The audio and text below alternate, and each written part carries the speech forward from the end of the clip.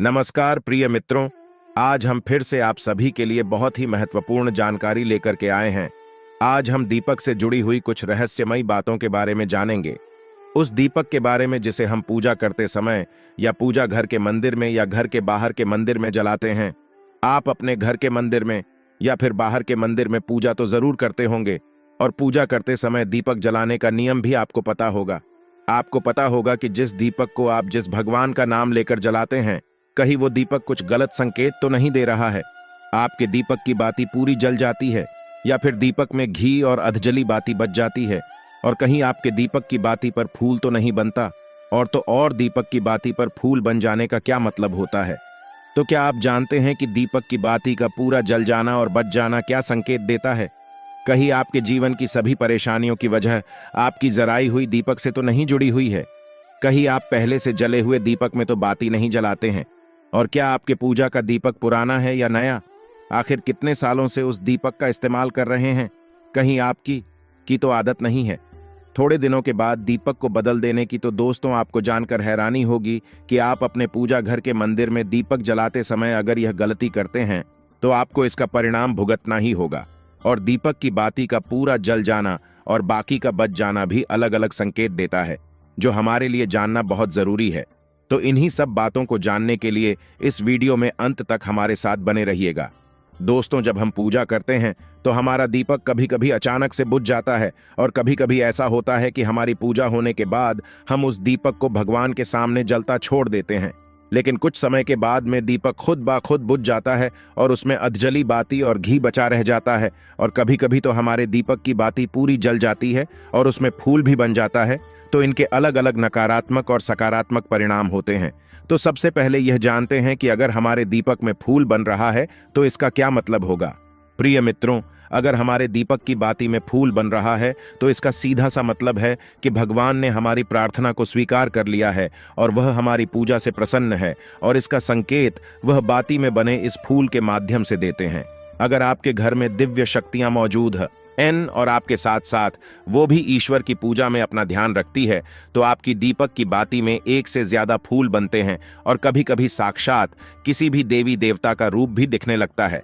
तो अगर आपके दीपक की बाती में फूल बन रहा है तो आप सच में बहुत भाग्यशाली हैं। और इसी के साथ दीपक जलाने के भी कुछ खास नियम आपको जरूर जानने चाहिए। दोस्तों, अगर आप पहले से जले हुए दीपक में अपनी बाती रखकर जलाते हैं तो ऐसा करने से दुर्भाग्य आपका पीछा कभी नहीं छोड़ता है।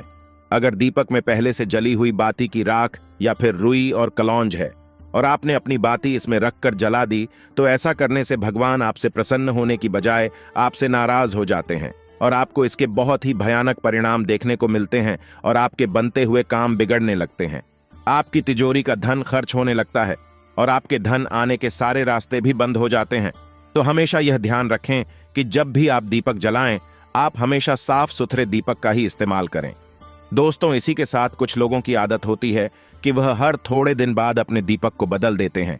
तो इस पर गुरुजी का कहना है कि आप जिस दीपक से पूजा करते हैं, आप उस दीपक को कभी मत बदलिए। आप उस दीपक को सिद्ध हो जाने दीजिए। जब कोई दीपक रोजाना भगवान के सामने जलता है तो वह दीपक समय के साथ सिद्ध हो जाता है। भगवान की सकारात्मक ऊर्जा उस दीपक में आ जाती है, और जब भी आप वो दीपक जलाते हैं तो आपका तन और मन दोनों पवित्र हो जाते हैं। तो आप हर रोज उस दीपक को साफ कीजिए, फिर उसमें बाती रखकर जलाएं। आप जितनी बार भी दीपक जलाएं, उतनी बार उस दीपक को साफ करके बार बार उसी दीपक में बाती जलाएं। लेकिन अगर आप गलती से भी उस दीपक को बदलते हैं तो आपकी तरक्की में रुकावट आ सकती है। इसलिए आप अपने दीपक को कभी भी मत बदलें। 10 साल 20 साल तक आप उसी दीपक में लगातार बाती जलाएं। इससे आपका दीपक सिद्ध हो जाएगा और आप इसका चमत्कार अपने घर में भी देख सकते हैं। अगर आपके घर में कोई भी रोगी हो, बीमार हो या किसी का बुखार नहीं जा रहा हो, तो आप इस दीपक को थोड़ी देर के लिए किसी बर्तन में डालिए और अब उस रोगी को ये पानी पिला दीजिए। 10 से 15 मिनट के भीतर उसका बुखार उतार जाएगा। वहीं अगर आपके घर में किसी को नजर लगी हो या फिर आपके व्यापार में किसी की नजर लगी हो, आपका धंधा अच्छे से नहीं चल रहा हो, तो भी आप इस दीपक को तांबे के बर्तन के भीतर पानी में भरकर उसमें डाल दीजिए और रात भर के लिए छोड़ दीजिए। अगल दिन सुबह पानी का छिड़काव अपने घर में और अपनी दुकान पर करिए। ऐसा करने से आपको साफ साफ परिणाम दिखाई देंगे, क्योंकि जब हम लगातार एक ही वस्तु का प्रयोग अपनी पूजा में करते हैं तो वह वस्तु शुद्ध हो जाती है। भगवान की जो ऊर्जा होती है वह उस वस्तु में समा जाती है, तो कभी भी अपने मंदिर के दीपक को बदलने की गलती ना करें। दोस्तों, अगर आपके मंदिर का दीपक टूट जाता है या फिर खराब हो जाता है या खंडित हो जाता है, आप तभी उस दीपक को बदल सकते हैं, लेकिन फिर भी आप उस दीपक को ना फेंकें, बल्कि इसे अपने घर में संभाल कर रखें, क्योंकि यह भगवान की सकारात्मक ऊर्जा का भंडार होता है। वहीं अब आपको यह भी बता देते हैं कि अगर आपके दीपक की बाती पूरी नहीं जलती हैं, आपके दीपक में ही बच जाती है, तो इसका क्या परिणाम होता है। तो सबसे पहले यह देखिए कि अगर आप किसी भी पेड़ पौधे की पूजा कर रहे हैं और पूजा में जलाया हुआ दीपक पूरा नहीं जलता या फिर उसमें ही बच जाता है, तो इससे आपके घर में बीमारियां घर बना लेती हैं और ये बीमारी कभी भी आपका पीछा नहीं छोड़ेगी।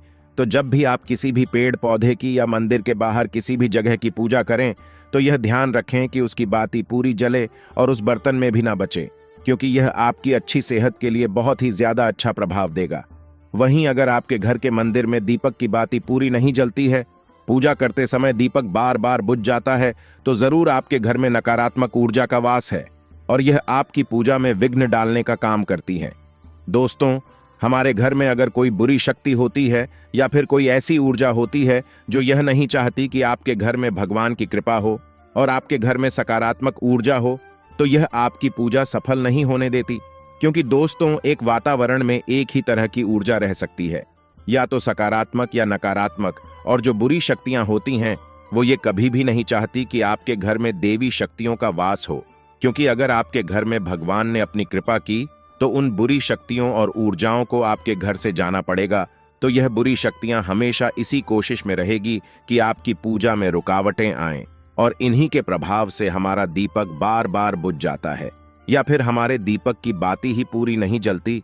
तो इस सब से बचने के लिए आपको क्या करना है कि सच्चे मन से भगवान का स्मरण करना है, और जब भी आप दीपक जलाएं तो भगवान से सबसे पहले यह प्रार्थना करें कि के आसपास जितनी भी नकारात्मक ऊर्जा हो वह आपसे दूर रहे, भगवान की कृपा आप पर बनी रहे। साथ ही ऐसी शक्तियों से बचने के लिए जब भी आप दीपक जलाएं तो गंगा जल से एक गोल घेरा बना लेने और इस गोल घेरे में दीपक को रखें, क्योंकि दोस्तों, गंगा जल बहुत ही पवित्र माना गया है और महादेव का वरदान भी गंगा जल को मिला हुआ है। तो गंगा जल में सबसे पहले तो कोई भी बुरी शक्ति प्रवेश नहीं कर सकती, इसलिए कभी भी गंगा जल खराब नहीं होता और गंगा जल हर तरह की ऊर्जा को सकारात्मक ऊर्जा में बदल देता है। और अगर आप गंगा जल से बने हुए गोल घेरे में दीपक को रखेंगे तो यह आपकी पूजा में किसी भी शक्ति को बाधा नहीं बनने देगा और कोई भी नकारात्मक शक्ति आपकी दीपक को बुझा नहीं पाएगी और आप निर्वाह अपनी पूजा संपन्न कर पाएंगे और देवी शक्तियां भी आपके जीवन में अपनी कृपा और आशीर्वाद बनाए रखेगी। तो दोस्तों, उम्मीद करते हैं कि आपको हमारे द्वारा बताई गई यह जानकारी पसंद आई होगी। तो वीडियो को लाइक करें और कमेंट में हर हर महादेव जरूर लिखें। आज के लिए बस इतना ही, मिलते हैं किसी नई जानकारी के साथ। धन्यवाद मित्रों।